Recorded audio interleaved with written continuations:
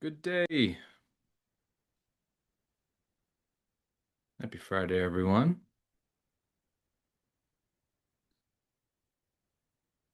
Happy New Year.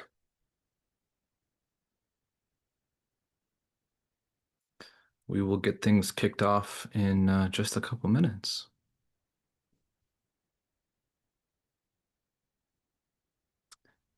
Lauren, hello. How are you? Jules, happy Friday.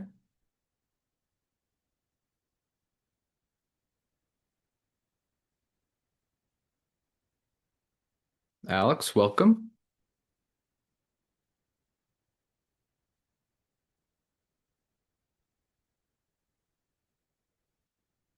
Jules, you can't hear me. Well, I said hello to Lauren and she responded in the chat. So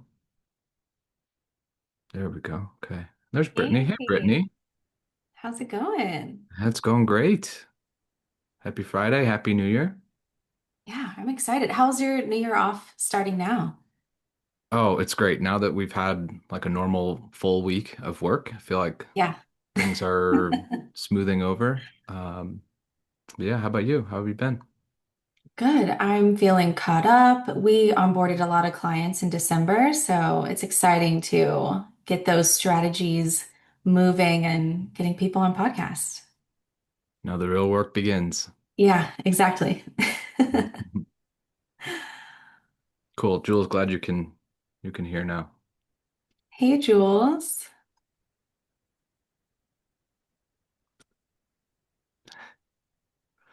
Cool. Well, we'll get kicked off here in just a second. This is gonna be a little bit different of a format. I Hmm. want to treat this more so like a conversation, so there's not going to be an accompanying deck that we're going to go through during our conversation, but there will be some highlights that we'll pull out and put into a deck that we'll leave as an artifact that'll get sent out next week. So, new year, new us, new me. We're gonna Okay, take like fun. the juiciest insights that Brittany shares here and throw them all into a deck. Some new Trent growth. Yeah, Or is it hey, growth Trent? it's growth, Trent. Thank you. Growth Trent. I love it.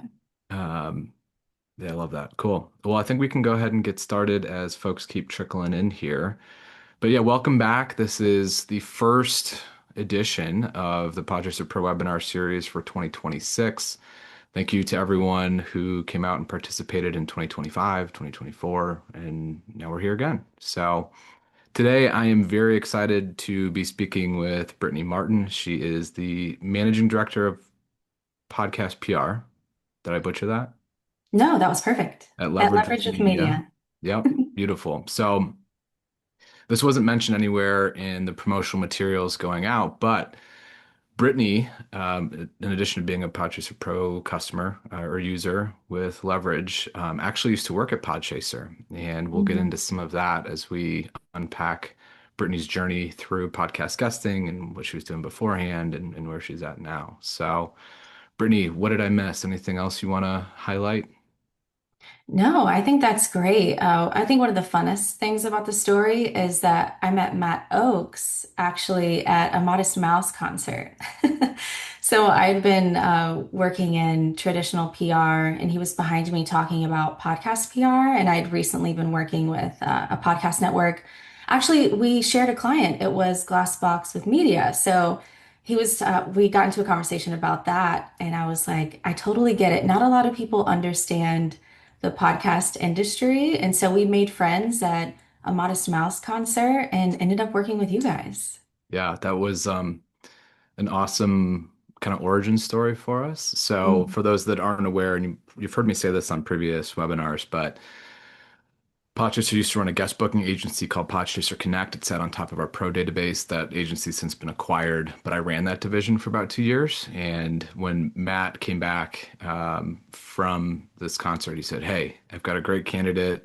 I know you're looking to hire more people for the Connect team." At the time, I think we had like 4 or 5 PR reps working on Mm. our behalf, and Brittany joined the mix. And with her background in traditional PR and also understanding the podcast landscape, it was such an important role for us to fulfill because we had kind of traditionally sourced non-PR industry folk, and she brought a whole new level of excellence to the team, and we learned a lot from her, or at least I did. And we're going to unpack some of those learnings and then kind of carry that through with podcast guesting. So awesome. So, Brittany, you did mention that you came from the traditional PR background. I guess start us off. Where did that begin? Yeah, so I actually worked in national parks for a while. So I worked for the concessionaires within national parks. And even through that, I was doing a lot of networking. I was seeing a lot of business going on behind the scenes as I rose the ranks and was managing at some of the companies that I worked for. And I was like, I want something a little different. This is great. I love working in the parks, but business sounds fun. So when I went into school for business, I met quite a few people who were like, you should do marketing or PR. And I was like, okay, let's try PR. Got into that and loved it. The storytelling piece and helping people. I've always been someone who does service to others. So it just fit really naturally getting into PR from there. And I did a lot of film PR. So I was watching films, creating trailers, sending it off to film critics, doing a bit of food and beverage. Dia Foods was one of our clients back then when I was doing traditional PR. But then we had Glassbox Media, and that's where I got into podcasting. And so I was getting him on podcasts, and I was like, I knew nothing about that realm. So I just dove right in and ended up with you guys, which Yeah. was incredible. Got to learn the data, um, seeing what the audiences truly are, because a lot of times you can't see that. You're on your Apple or YouTube even. And you're just like, who's behind the scenes? Who's watching this? So I'm really glad I got to do that with you guys. Yeah, it was a fortunate turn of circumstances, so we Yeah. appreciate that aspect of it. When you were doing traditional PR, I mean, for Mhm. lack of a better term, aside from Glassbox, which of course is very deep in the podcast industry, how often were podcasts getting talked about? And to help us orient, like where was this roughly on the timeline? What year was it? I want to say this was like 2018, 2019, Okay. and it wasn't talked about a lot with our clients that we had then. They wanted to be placed in Forbes, TechCrunch. We were getting them like Rotten Tomatoes reviews. So it was very different. It wasn't until we had Glassbox that it was like podcasts are part of that campaign. And I was like, what is that? How do we get someone on a podcast? Yeah. And so I did a lot of research. I think that's the name of the game in the podcast industry is research. Yeah, there weren't a ton of tools that existed circa No. 2018, 2019 for anything podcast, let alone like podcast data. Do you remember way back when? Was it just random Google searches for producer names and emails? Yeah, it Yeah. was just Google, or at least that's what I was using. Um, there was nothing out there that was helping me do what I did. And the whole team was like, where do we find these shows? And how do we find out? Like, because storytelling is a part of traditional too, right? So we have a story to tell. We have a client that wants to tell it. We need to find an audience that wants to hear it. So just tons and tons of Google. Yeah. Well, I think that's so true. Like storytelling is a Lindy concept, right? Like it's been Mhm. around since cave paintings, and as Yeah. media has transformed, so too has the message, right, through Mhm. storytelling. And I know a lot of the folks that we talk to that have been in the PR game for 10, 20, 30 years are seeing so many of their beloved outlets either merging or being acquired or shuttering altogether. And I've heard from at least a half a dozen clients over the last, I call it 12 months. If it wasn't for podcasts, like I don't know what we would be doing right now, just Mhm. because industry trade rags have started to shutter as well. I guess when you guys think about overall media mix, how important is podcasting to that overall mix? I mean, it's huge, like you said, with a lot of these companies and traditional media outlets losing a lot of the employees that they had. There's less people that can read these pitches, less time that can be consumed there. And with podcasts, it's growing. The end of this last year, the amount of in-person podcasts too that I saw come out of the woodworks. celebrities and influencers. There's a lot of people with an audience that want clients to come on their shows and, share their stories, share their focus, share their products. So I think it's great. And yeah, podcasting is huge here with our company, Leverage with Media. We even have podcasters come on as clients and we'll get guests for their show. So we do a little bit of both. We get clients on podcast as well as guests on their own podcast. Smart. Yeah, that was something that we never quite filled the service gap Yeah. for when here at Podchaser. I guess in some ways we did. We had a few clients in the space. Mhm. But I think that's I hear it time and time again from networks we work with. Hey, can you guys do like the inverse of the guest booking side and actually get Right. folks on our show? So that's huge. You did mention in-person interviews or in-studio interviews, and I want to circle back to that a little bit later because Yeah. that's something that Spencer, who is in attendance today, hey Spencer, and I talked about Hey. in our last webinar before the new year. So I think that is one worth double clicking on. Um, when it comes to like the evolution of podcasts and how they've taken center stage, I mean, obviously you mentioned the celebrities and influencers that are hosts now. If anybody was paying attention or had a pulse, of course, Amy Poehler won the inaugural Golden Globe Award for Best Podcaster. Now, been met with quite a bit of criticism from the podcast industry, the insiders, if you will. She's got 45 episodes. How could someone from Hollywood kind of take the reins with this? So we're seeing a lot of interesting conversations and dialogue happening around that. But I think the most important part, and you've already hit on this, is like audience. Whoever has an audience, that's where attention's going to flow to. And by virtue of that, that's where your clients need to be. So we love celebrity podcasts. Obviously, we love influencer podcasts and podcasts of all shapes and sizes. But with this kind of paradigm shift that we're now seeing, in conjunction with the rise of video, I know there's been some interesting comments with Netflix coming out with podcasts on the Yeah. platform just this week.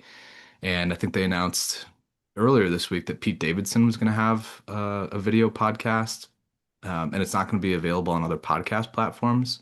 So then Hmm. it becomes, okay, well, what is a podcast? Yeah. So let's talk through that. Obviously, we lived through, I mean, we're talking going back to 2018, 2019. That's even pre-pandemic. And then podcasts got this nice spike in 2020, 2021 because everybody was at home looking for things to do. A lot of our favorite celebrities started picking up a mic because they just had no other way to communicate with fans. So my favorite Bravo celebrities, shout out Sydney on our team, picked up the mic and started podcasting. And then it started to wane a little bit as the world opened back up, so on and so forth. But knowing that where we're at now, I guess, what are you seeing in terms of like where the medium is moving?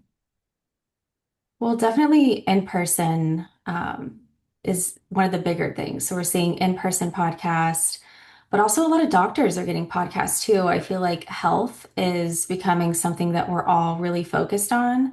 And I don't know, maybe hasn't been as researched as it could. And there's a lot of people that have experience as a doctor to help others. So I feel like health is getting big. In-person podcasts are getting big. Having that in studio and being able to meet your guest in person, it's so different. Like you and I talking here virtually is great. It's 100% great, but if we were in a room together, it'd be a little different. So I'm excited for the move to in person. Definitely. What about you? Yeah, I think it's hugely beneficial Mhm. for the savvy earned media pro who can help set expectations for clients around the value of in-person interviews because typically if they're going to be done in person, there's also going to be a video component to them. And as we've always talked about, whether it was at Connect or after, when you have multimedia, there's so many more things you can do with it. You can stretch that earned coverage even further. You can clip it for social media. Then all of a sudden, like your earned media value goes up even higher. But that's one thing I think that we could potentially work on as being like a voice in the industry is like, hey, you guys are all coming to Podchaser Pro to find earned media ops for your clients, but there is this reality that video and in-person or in studio recording is a big thing. And I don't know if that message has necessarily gotten downstream to end user clients, like our clients' clients at this point. So I was actually hoping, because I've got my own personal experience with this and communicating the value of doing these in-person ones, but I'm curious, how do you guys kind of position these in-person opportunities? Because obviously it's going to be an additional cost, right? You have to fly out to a studio potentially. You have to get lodging, you have to get travel, food, accommodations. All of a sudden, it can become more than they thought they were signing up for. So, I guess how do you guys position this now, given that we're in the middle of a sea change when it comes to the medium? Yeah, so that's why we do, we call them like podcast tours, book tours. We do these in-person tours where we're not just booking one podcast, it's going to be several. And most of those that do in person, like you said, with social media, they have those. And they're going to be posting the clips from the podcast on social media on their YouTube. We're also going to have this audio component as well. So it hits so many different people, people that are watching podcasts, people that are just scrolling on their phones, and then people that are listening to podcasts on a treadmill. So you're just hitting a huge plethora of people that could hear your message, learn about what you're doing, and that just helps a lot. But whenever we do these tours, we're going to have more than one. So it is much harder to go to, let's say, LA for one podcast. So instead, if you have five, it just makes so much more sense because then you have 6 months of content of podcasts there for the client. Yeah, and you guys do try to coordinate geographically, I'm assuming. Obviously, there's going to be hotbeds for in-person studios. We know Yeah. LA is going to be a huge one. I mean, it's in the backyard of Hollywood. Of course, they're going to have audio engineers and video engineers and the like. New York obviously is a hotbed for a Mhm. lot of these in-person ones. Are there any other geographic hotspots that you guys see? Yeah, surprisingly, Salt Lake City, Utah, which Mm, is where I lived before living here in Seattle. There's quite a few Salt Lake City-based podcasts. Jen Drummond, she used to be a client of ours. She's a mother who climbed mountains and made, I'm forgetting what the title was, but she's just a world-class climber. And I think it was a seven summits is what it was. She's the only woman that's done it. And she has a podcast out there in Salt Lake City. She's incredible. We did a book launch for her. So places like Salt Lake City, you never know. There's podcasters everywhere. yeah. Yeah, the only People other one essentially that comes to research. mind, yeah, off the top of my head would be Austin, Texas. I mean, there's a lot of infrastructure that's been built there. As a lot of the studio folks moved from California to Texas in and around the pandemic era. Obviously, none more famous than Joe Rogan, but also the YMH studio guys. I think Backyard Ventures is based there as well. So there is a number of different geographic kind of hotspots, if you will. Mhm. And I think your point about doing like a podcast tour, thinking about it as a tour, reminds me of the conversation we had with Spencer last time, and that like you kind of have to think about this as a tour manager in addition to Yeah. landing these earned media ops. So when a client comes in and says, "Yeah, we want to do this book tour, we want to go do the thing," right? How are you communicating expectations in terms of like their time? I'm imagining that if a 5 episode junket in LA, like they have to be prepared that they're not going to be home, they're not going to be with their kids or their families, they're not going to be, doing their daily routines potentially. But how do you like communicate that aspect of it? Yeah, so we usually plan these months in advance. That's what we want to do. And so they have their itinerary, they have an idea of, or they're really well informed on each podcast that they're going to do. And honestly, a lot of our clients do travel quite a bit. They're CEOs, they're entrepreneurs, they have nonprofits, charities, and even in politics. So they're used to traveling a lot. And I guess advice for someone who doesn't, you definitely would need to mention like, hey, this is going to be really fast paced because we're seeing from 9 a.m. to 6 p.m., sometimes later, you're going to be traveling, you're going to be recording, getting to know these people, creating relationships, because it's not just going and getting on a show. A lot of times, these podcast hosts have other businesses that they're working on, and they can actually connect there and build the relationship further. So it's not just the interview.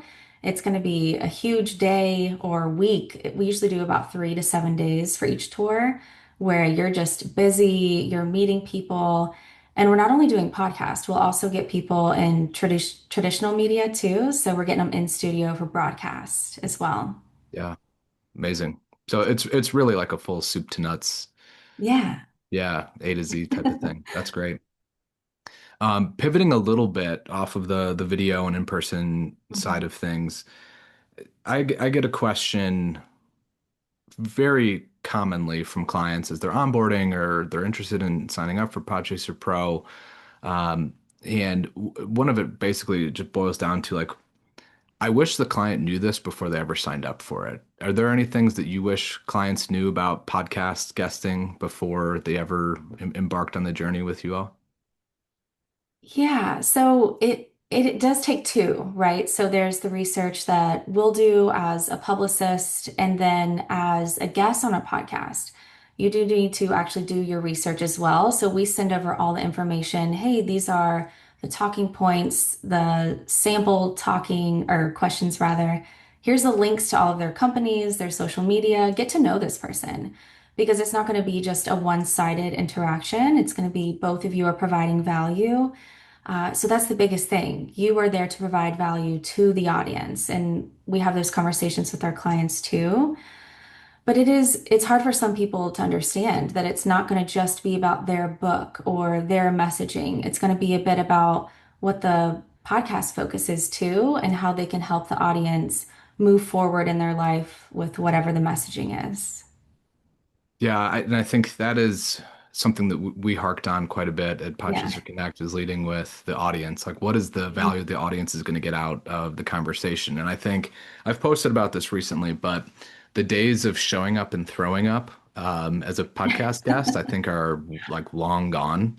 Mhm. The bar has been raised to a certain extent where like if you're just going to come in and drop generic information or generic advice over the course of 35, 45 minutes in a guest interview, when the audience can very easily Google that or ChatGPT, those same types of insights, like it's a very unbalanced trade, right? Like if you're going to trade 35, 45 minutes of your time to get maybe some, pleasantries, some very surface level ideas, it's Mhm. not really going to be worth it. And then you as a guest, now, if the audience doesn't appreciate that style or that level of information that you're giving, then the host is now looking at the audience and the audience is saying, well, wait a second, why did you even have this person on? I didn't leave here with anything worthwhile. So, we've always talked about it through the lens of understanding what your client's POV is, and ideally they have a spiky POV. That doesn't necessarily mean that they're a contrarian or they're just doling out hot takes for the sake of it. But how do you maybe strategize about like what a client's actually going to speak about? Because again, most of these people are going to be trying to push a product or a service or a book or a new downloadable asset, whatever the case might be. But how do you get them to think through like what is like the actual value I'm providing to the audience and to the podcast host? Yeah, so I usually start with if we do have a book client, we read the book, we research the client, we really get to know them well. We become a piece of them and their business or their book, and we really believe in what they're doing. And so I think that's like the biggest piece is being someone who understands what they're doing, can do the work yourself. Um, and I forgot the beginning part of that question. Yeah, no, I think you nailed it, but it was more along the lines of how do you get them to do more than just like wax poetic about the thing that they've been working on? Like, how do you make it more of like a dialogue as opposed to just them showing up, taking like their favorite passages out of the book and then saying, go buy it on Amazon, right? Like, how do you Right, weave, and we talk about storytelling, how do you weave the storytelling aspect into it? Because I've seen so many times, even like really well-known people, they just come and regurgitate basically like the same thing that they've always said in every press that they've ever done versus right. others, again, maybe they're a little bit more of an unknown commodity or unknown quantity, and then they just knock you off your feet because it's like, whoa, this is an incredible person, and I feel indebted to them, and now I need to go buy their book as a result of it. Yeah, so We do interview briefs. I know we did that with Connect too. So you've got all of your sample talking points, you've got sample questions, and we do maining or media training here as well. So we teach them how to do broadcast interviews as well as podcast interviews and understanding that it's going to be a little bit more conversational rather than a sales pitch. So if they have a product, even in our pitching, we won't even put the product in the pitch. It's Mm. going to be more about what's outside of that because behind a product there's always a mission, so making it mission driven, value driven, and not just the product is huge in both the interview style as well as the pitching. Yeah, that's huge. And to me, it sounds like you guys are able to pull all of these ideas or thoughts through because you sit very closely to your clients. And whether that's being like be able to access them via email, in person, phone calls, conferences, whatever it might be. And it brings me back to our Connect days and some of the clients we did really well with versus some of the clients that were a little bit more of a struggle to work with. And not through any fault of their own, but just the reality of the situation. And I'll give an example. So one of our clients that we had was in the gut health space. We had a shared Slack workspace with them. We were able to bounce campaign ideas or angle ideas or pitch ideas off of them in real time, even to the point where, maybe a host was a maybe to having their CEO on, and we would unpack the objection with the team, our client's team directly, and be able to do it in the moment so we could get back to the host or producer almost immediately. And sure enough, that worked really well versus another client that was the CEO, one of the largest privately owned companies in the IT space. And we had to go through an executive assistant who had to go through the head of comms, who had to go through legal to finally get to the CEO, who was actually, going to be the guest on the show. And it was such an inorganic process because we were sitting so far away from what I keep calling the end user. But again, like if there was a piece of advice that I would give, and it sounds like you guys are obviously doing this, is like get as close to the guest as possible, because that's really the only way to unpack all of this information in a meaningful way. Is that a proper assessment? Yeah, huge. Our most successful clients are the ones that are responsive. And I mean, for all of our clients, we meet monthly, if not bi-weekly. We're texting, we're on phone calls. If there's a podcast that I'm working with, like last night, I was emailing with a client, hey, there's this podcast I'm looking at, and this is the idea and the focus that I have with it. Do you think that this is something you could speak on? And they're like, yeah, like right away. So then quickly I can get to that podcast. So being as close as possible is important. And here, almost all of our CEOs will be on the client calls with us. So it helps a lot. And there are a few that are just so busy that they can't, but we make sure that they get everything that they need prior. But even if we're going to do like a quick 1 month or once a month call, we'll do that too. Yeah, So I nice. agree. No, it's good. You've mentioned the term research a few times now, and that's Yeah. obviously near and dear to our heart and mine in particular. Let's talk about research, and first through the lens of finding best fit shows for clients. Now, again, there's 6 million podcasts within our database. About 460,000 of those are currently active. Roughly half of those accept guests. That's still a massive universe, right? Like it's long blown by the days of, six cable outlets and three, local broadcasters. But like when we were looking at 230,000 some odd podcasts, and then you start categorizing and audience profiling and so on and so forth.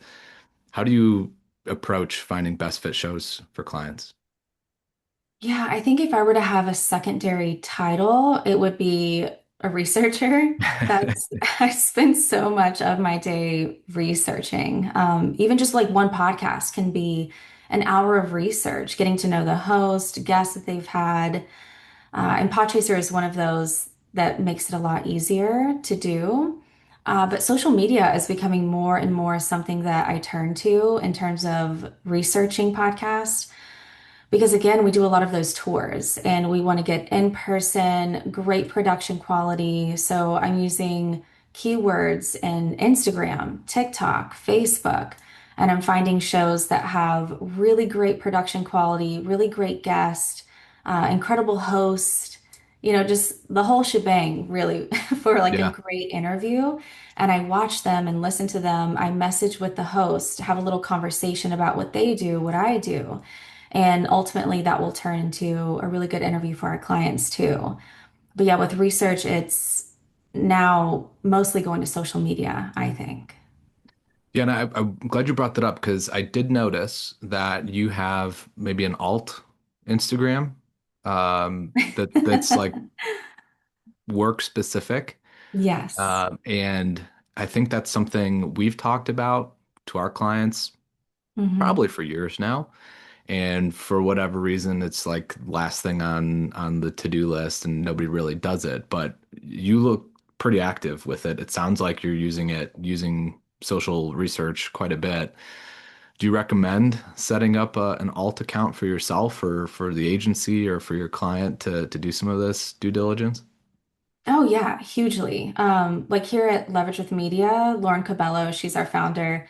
She's done 3 books, 3 podcasts. She used to be a regular on The Oz Show, Rachel Ray, Good Morning America, and she's built her own personal brand. And a lot of people actually come to us because they see the success that she's had, and they're like, I want to replicate that. So that's part of what we do here is like personal branding because it's not going to just be PR. It's not going to just be these interviews. You have to build something behind yourself too. So having, even when people come on with a book or, well, yeah, mostly a book, they'll have their own website for that. That's a different entity than the business that they had.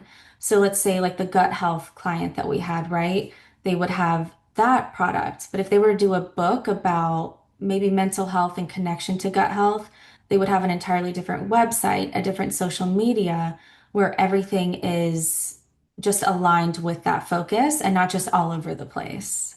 Yeah, totally. To take it a step further, are you softly pitching anybody via that Instagram handle that you have? So like obviously you're going to engage with them, you're going to look at their content, you're going to deem if their production quality is up to snuff for your clients, etc. You're going to like, you're going to share, you're going to comment, you're going to have those conversations like you said. Are you ever sending like direct pitches via that handle? Yeah, daily, actually. Yesterday, I reached out to a podcast that's in New York City, in person, and I reached out to her, and immediately she was interested. She was like, wow, I love what you're doing at Leverage. Your clients look great. Send me over a few guest ideas. And so it works using DMs. Yeah. LinkedIn too. LinkedIn is really great. But I think Instagram is becoming more and more like my favorite place to go. Yeah, and we were just looking at some of the statistics of email deliverability, all of the new AI features that are baked into Google's G Suite from the business level, because we're a Google business company ourselves, and we're looking at that from Podchaser Pro outbound sales perspective. And Mhm. some of the data is pretty staggering, and it's not just exclusive to us. It's indicative of kind of where email is at currently. And again, because of AI, because of these new filters that exist, because of a plethora of reasons, email deliverability is having a moment and not necessarily a good moment. Yeah. So being resourceful and going direct via social is something I know Jules in particular, shout out Jules, has been preaching to clients for at least a year, maybe longer. And I think one of the reasons why people don't do it is because, well, I don't want to send it from my personal Instagram account. Okay, Right. problem solved. Set up an alt account that is exactly that almost serves as like a billboard for yourself. So like I think I forget your actual handle for it, but I think it's Brittany Podcast PR or something like that. So it's You like got it. okay, That's it. there's like an immediate resonance with okay, this person's looking at my profile. There's a reason why they're looking at my profile and engaging with my stuff, but I know why they're here. And knowing now that well, if I can't reach somebody on email, I'm going to try them on LinkedIn. I'm going to try them on Instagram. Like it's not as taboo as I think it once was, and Right. it's encouraging to hear from the trenches, as you are, that those Yeah. things are working. And I feel like just more and more people are On social media, I know I'm someone who's like, okay, let me stay off social media a little bit. And so now I mostly just use it for work. But realistically, almost everyone is on social media for, at least a few hours a day. So if you're there, sending pitches or interacting with their posts, they are going to see you there. There's quite a few hosts that we've sent email pitches to, never got back to us. But when we pitch them through Instagram, they get back to us within a few days, if not day of. Yeah, and I think Adrian said it here in the chat, but welcome to the poly-platform, multi-format mediaverse. Hmm. That was in regards to like podcast formats, of course, but it's true, right? So when I'm not in a work call, like yeah, might be scrolling for a little bit, and if you want to reach me, you can do it. You can see when I'm online, obviously through Instagram. So like it works. LinkedIn has the same feature as well. I just think it's smart and like that's the evolution of where we're at. And in the meta context, right? As media continues to fracture and the rise of citizen journalism, well, we're citizens hanging out. Like it really becomes more of a consumer play in some ways than it does like the strict B2B, formal corporate, so on and so forth. So I think that's huge. One thing you mentioned as part of that kind of foray into Instagram pitching is it sounded like you'd reached out to a podcaster and then they asked for your roster. Hmm. And I'm going to imagine that's because you've got a confluence of clients that are in and around the same kind of topics or genres or trying to say certain types of things. And that podcaster has an audience and their content is aligned with those types of things. I think so many times when we talk with clients, like they're looking at all of these podcast pitches on like a one-to-one basis and they're not thinking about like how do I hit one to few or one to many? And what I mean by that is I've got this amazing roster of clients, whether it's in B2B, AI, SaaS, tech, whatever, and they're pitching one client directly to that show instead of kind of opening up the trench coat, so to speak, and saying, hey, I've got X, Y, and Z clients that could all be a fit for this type of work. And I know personally from our Connect days, building relationships with network level bookers ended up being, it took a little bit more time to get those relationships off the ground. But what it then did is anytime they had a request or they were looking to fulfill a slot, we would get a special email that said, hey, we're looking for a client who's a CFO in the B2B SaaS space. We're looking for a marketing manager or above level title who works in geospatial compute, like whatever the case might be. Now all of a sudden it shifts and it does feel more of like that media relations role as opposed to like I'm just a hammer looking for a nail. So I guess when you talk about pitching, how often are you looking to leverage relationships in a broader context as opposed to just looking, client by client? I mean, almost always. We have a lot of relationships, especially with our in-person podcasts that we work with. And there's a lot of trust built there that the guests we've gotten on their shows do bring great numbers for their audience. Like there's quite a few clients that we have that have huge followings. So whether it be on their own YouTube, we have a client, Alberto Crane, and he has a huge podcast, Man on a Mission, and a large following on Instagram.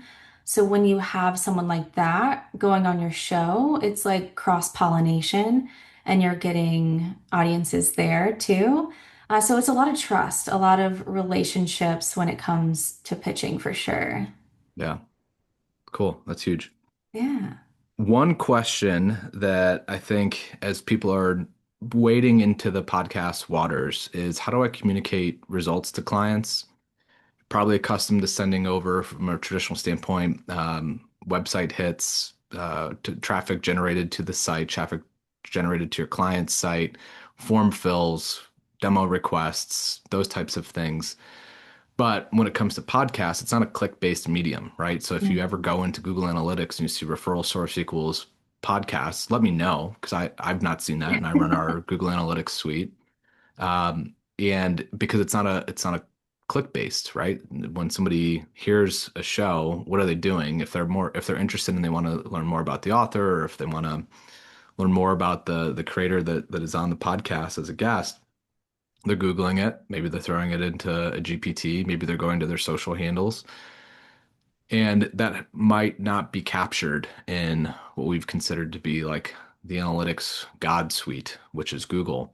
So, how do you guys go about communicating the value you've provided or the results from these campaigns that you've run? Yeah, so it's a client by client basis, right? So people come to us for their book or for their podcast, their social media. So if we're looking at someone with books, it's like, was there a spike in your book buys that day or that week? Are you hitting USA bestseller? Because that's what we try to do with a lot of our podcast clients here who have books. But then, you can see on YouTube. So YouTube is growing and growing, right? And that's where we like to get a lot of our clients, are large podcasts with large YouTubes that have really great production quality. So like Michael Franzese, I'm sure you've heard of him and his Mhm. podcast. We got a client on his show and it's almost immediate. You can see 40,000 views within an hour, 100,000 views within two. So it grows to 1 million pretty quickly within a few days. So showing that measurability is easy. So it just depends because social media too. Some people come to us, they're like, hey, I have a YouTube, I have a social media, but I want to grow it. So if they want more social views, we're looking at, okay, how did this post do? How many more followers did you get? How many listeners did we receive here? And then track it that way. Huge. Are you looking at episode reach from audio only and Oh, adding that yeah. to? Yeah, cool. Yeah, like there's Conway's podcast, Negotiate Anything. He's huge. He was on Yeah, Mel Robbins' podcast, and he's someone that we get clients on his show as well. And you're looking at a large listenership range, but he doesn't do YouTube. So you're yeah, seeing still that audio has a lot of listeners, and you're in front of a lot of people when you do audio only. So it isn't just the video. totally. Yeah. Good news for Podchaser Pro customers, as well as those that are prospective customers if you're here. Um, One of our big initiatives heading into 2026 as a product, as a platform, is making video analytics part of our suite. So good news, that is well on its way in the production environment. And by the end of Q1, we should have our YouTube stats in the Podchaser Pro platform as well. So instead of having to toggle over between tabs and everything, that'll be within an insights page on a Podchaser profile. If we've got the YouTube associated with the show, which we've done some pretty interesting things in terms of mapping, because if you're not familiar with how YouTube does podcasts, YouTube podcasts are almost like its own separate playlist. And it was a multi-step process in which we had to map those playlists back to the podcast and then tie everything back in together. So long story short, we have a solution for YouTube coming in the very near future. So we're very excited to bring that to market and show you guys how that's going to work. That's huge. I'm excited. You guys are Yeah, always doing great things. YouTube charts too will be part of that as well. So that's another thing. Since we're on the topic of charts, right? Talking Mhm. about bestseller charts, book sales on Amazon are obviously charted as well. We brought charts back into the Pro platform. We had acquired a couple of chart companies multiple years back now, and that's all now integrated into the Podchaser Pro platform. But coming next, as a result of all this work we're doing with YouTube, podcast charts will also be part of it as well. So, on the topic of charts, one of the things I always like to do if a client was wishy-washy about an opportunity that we presented to them from an earned media perspective is maybe the show didn't have massive reach, but they were the number 56 business podcast in the US per Spotify or Apple. Do you guys look at charts as a useful heuristic to present opportunities to clients? Oh yeah, absolutely. So people like Mick at Mick Unplugged, he's someone that we work with. He's actually a client of ours. He's absolutely incredible. He's always in the top three of education, marketing, leadership. Like he's a beast. He's so incredible. So when we are working with him and people like him, making sure to mention that is huge. But there's also like the guests that they've had on previously, mentioning them too, making sure that the client realizes they're in with their peers. is great as well. Awesome. We Yeah. do have a question from Natalie, and I want to throw this to you, Brittany, because I have my way of doing it, but I'm sure you've figured out how to do this yourself as well. When it comes to understanding a podcast's location, especially those that are recording in studio, there's not necessarily a toggle or a filter for that within Podchaser Pro. And I know that's frustrating for a lot of people, myself included. How do you guys go about identifying where the podcast is being recorded? A lot of it is building those relationships. So I'll see that a podcast is in person and I'll just start the conversation like, hey, my name's Brittany. I'm the managing director of podcast PR at Leverage with Media. We've got some really incredible guests with great messages that maybe would fit for your podcast. Where do you record and what are you looking for? Like starting the conversation, even jumping on a Zoom call. I feel like that's huge too. Being able to speak face to face and build that relationship is really helpful. Like the Skinny Confidential team, I've spoke with them. We've gotten clients on their show. It's really building relationship as a person and not just texting and emailing. That helps a lot. Yeah. Well, I know even with some of the shows that have YouTube channels, right? Mhm. YouTube does identify in some cases where the video is uploaded from or where it's recorded from or that. So it's another means by doing it. Yeah. And the one thing I wanted to bring up too is like you talked about research and why you use social media to do it, and part of that came to production value. But if you're cruising through a podcast, like maybe you've already identified it's going to be a good fit for a client for X, Y, and Z reasons, now you're checking out their Instagram and you can see that they're actually recording like on a platform with a chair, another chair, a table, Yeah. microphones, the whole lot, right? That's going to be the flag that says, oh yeah, this is definitely being recorded in person. Right. Um, and then because now you know that, asking the question about where are you recording from, or are you doing this on site? Do you have your own studio? Those types of questions become a little bit easier to ask as opposed to Yeah. like leading with that. Is that fair? Yeah, 100%. And, going on Instagram, for instance, you can type in Las Vegas podcast, and there'll be a bunch of podcasts that pop up. Some of them aren't always correct. Obviously, you have to do your research, but there's studios too. If you look up LA podcast studios, there's going to be Melrose. There'll be several that you see there that you can be like, okay, this studio has these podcasts. You can go to their Instagram, go to their website, and see what podcasts they work with, and then pitch them directly. Like, hey, I see you're in Austin. I have a client that's going to be in Austin in a month. They have this incredible book, this incredible message and story. This is why I think they would be a good fit for your show. And you can pitch that way too and do a little bit of research, again, with social media with those hashtags. Yep. Yeah, and I think the case used to be if a show was associated with a network, Hmm. they had more infrastructure built around it, right? So like think about a lot of the iHeart shows, many of them are produced in an iHeart radio studio, but that's been Right. retrofitted for podcast content, right? Now with home equipment being a lot more accessible, home office setups becoming in vogue, again, kind of post-pandemic related, you got to do your best to do some of that research. I wish we had a better way to do it through the product itself. However, it is a bit like whack-a-mole too, right? So Yeah. especially when you get like these high agency people that are podcasters, they've got multiple businesses that they're running.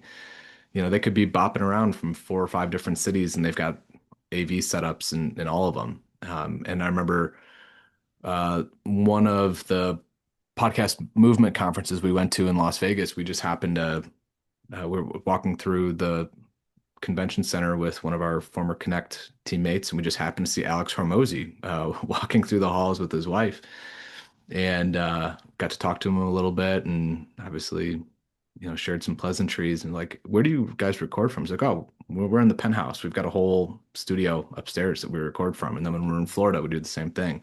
So again, like, even if we could deliver that from like a product standpoint, like just know a lot of these podcasters. It's their business, and their business has to be mobile with them as well. So, but we talked about LA, we talked about Chicago, we talked about New York, talked about Austin, but I know Chicago, where I'm based, there's quite a few studios that exist. Denver, which was one of Natalie's questions. Denver actually has a pretty lively podcast scene as well, and there's a lot of podcast studios there. So I think I did the exact thing that you were just mentioning, Brittany. Like I literally went to the websites, I looked at all the podcasts they work with, and I reached out to them and said, "Hey, we're trying to get some of this data into our platform, and we'll see if that ends up materializing." But again, research. If there's one common theme throughout our conversation, it's certainly been research. And that's like here we have both a traditional PR team and a podcast PR team. So Yeah. having it separated, we have a whole team that can do that research. We go in person to conferences. Like I was at FinCon in Portland about 2 months ago, and so I was able to meet some of these finance podcasters in person. And that's huge too, is just, there's only 24 hours in a day. How much research can you actually get done? So being able to have a whole department that focuses solely on podcast has been really helpful for us here. Yeah, and I want to talk about that. That'll be like the last question I'll ask before we turn it over to Q&A. Yeah. You, from what I saw, you basically kind of established uh, with Lauren, like the podcast pitching division, if we want to call it that, or the service offering, and have been instrumental in kind of building that from the ground up. It's a little bit different. I took over our guest booking division and had to like rebuild the plane on the fly. I know a lot of our clients are getting into podcasts for the first time. So agencies that have never pitched podcasts before, they think, okay, I'm just going to log in just as I do with Cision, Muckrack, Meltwater. I'm going to do the same thing that I've always done. There's obviously a lot of differences.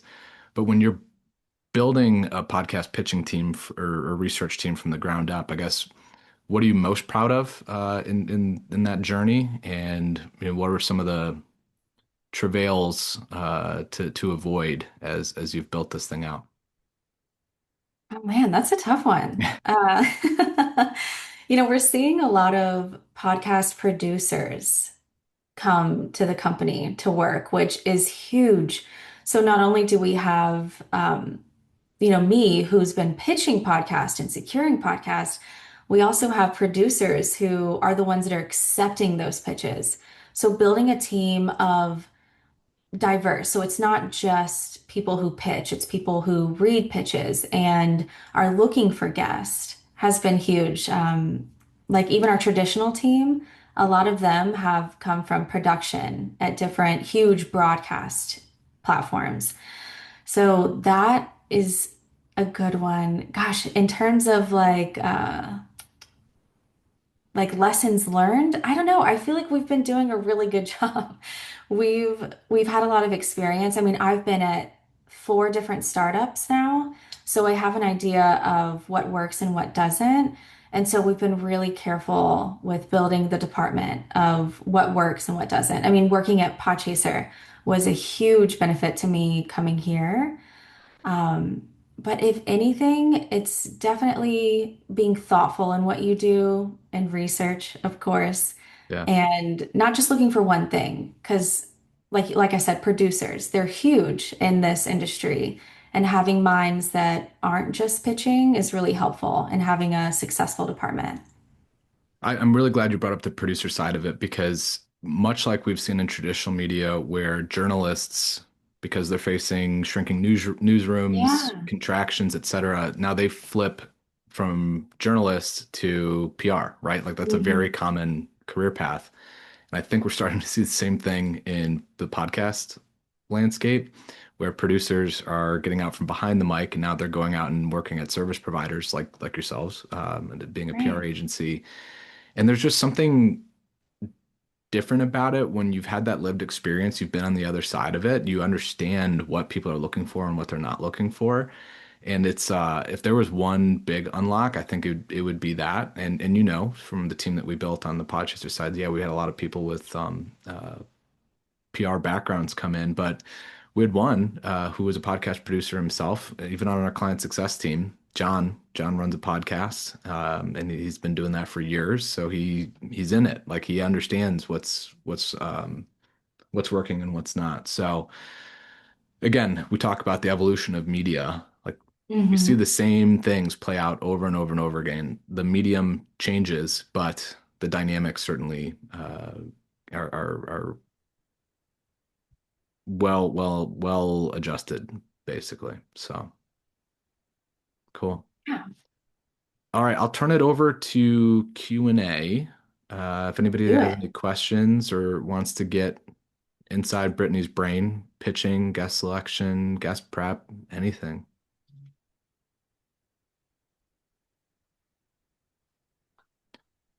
Let's see. All right, Cole. Hey, Cole. Hey. Cole has a question here. Cole wants to know the number one takeaway you had from working at Podchaser and how you use that takeaway now and what you do with leverage.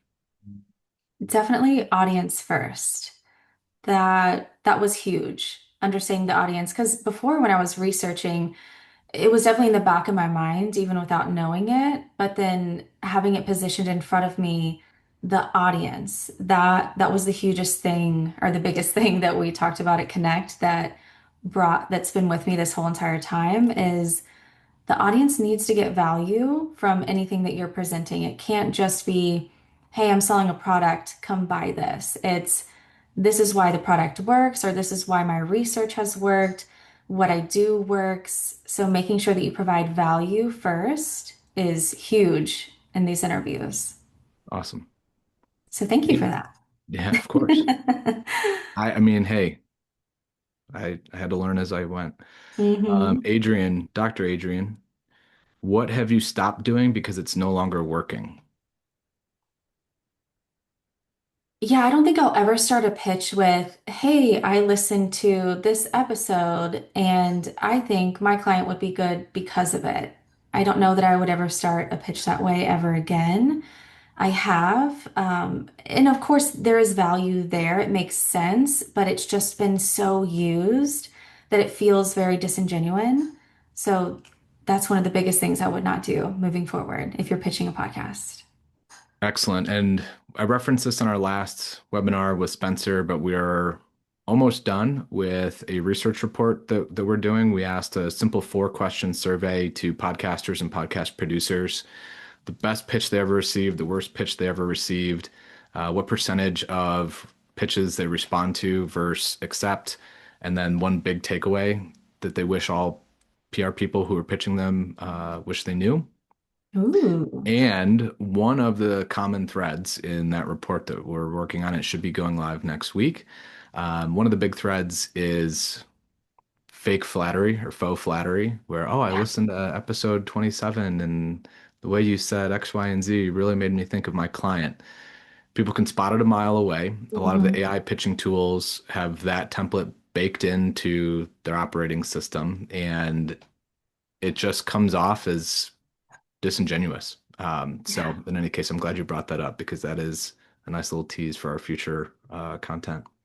I'm excited. I can't wait to see it. Yeah, and there's some big podcasters that actually responded to that. So, and Ooh. we'll call those out as we do in the report. But yeah, stay tuned. We'll probably do a dedicated webinar on that. So here's your invite. Probably 2 weeks from now, we'll unpack that report in detail. I'm All right. ready.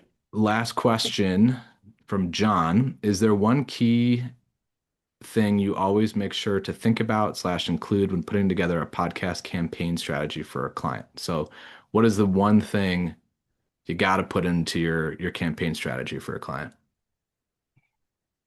Ah, that's hard because there's so many different types of clients, right? So if someone's coming on for a book, that one thing would be, how do we sell books? What's going to be the audience that wants to hear about this book and would actually buy this book?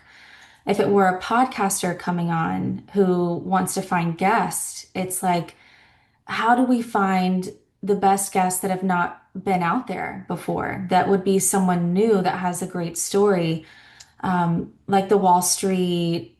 The Wolf of Wall Street, his ex-wife. I got her on a podcast. It performed really, really well. The podcaster was really excited about it. Julian Dory.